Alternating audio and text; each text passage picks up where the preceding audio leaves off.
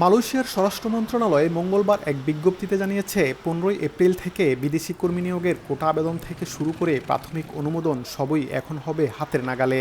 দালালের দৌরাত্ম্য কমাতে এবং সিস্টেমকে আরও আধুনিক করতে এই উদ্যোগ নেওয়া হয়েছে। মন্ত্রণালয় জানিয়েছে 1955 সালের কর্মসংস্থান আইনের ধারা 60 অনুযায়ী কর্মী নিয়োগের কোটা আবেদন, অনুমোদন এবং সাক্ষাৎকারের তারিখ নির্ধারণের মতো গুরুত্বপূর্ণ কাজগুলো এখন থেকে সরাসরি FWCMS এর ওয়েবসাইটে গিয়ে আবেদন করতে পারবেন নিয়োগকর্তারা। আবেদনকারীদের সহায়তায় একটি বিশেষ ফ্লোচার্ট বা নির্দেশিকাও প্রকাশ করেছে মন্ত্রণালয়। তবে এখানে কিছু সতর্কবার্তাও রয়েছে। এই নতুন ব্যবস্থাটি 2025 সালের অবশিষ্ট কোটা সীমার উপর ভিত্তি করে পরিচালিত হবে। শুধুমাত্র সরকার অনুমোদিত নির্দিষ্ট কিছু সেক্টর এবং সাব সেক্টরের জন্যই আবেদন গ্রহণ করা হবে। কোনো নির্দিষ্ট খাতের কোটা পূর্ণ হয়ে গেলে সিস্টেমটিতে স্বয়ংক্রিয়ভাবে আর কোনো আবেদন গ্রহণ করবে না।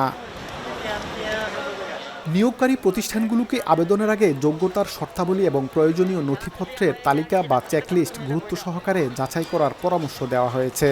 নির্ধারিত সময়ের মধ্যে এই সঠিক নিয়ম মেনে আবেদন সম্পন্ন করতে বিশেষভাবে অনুরোধ জানিয়েছে কেডিএন। মোহাম্মদ আব্দুল কাদের, সময় সংবাদ, কুয়ালালামপুর, মালয়েশিয়া।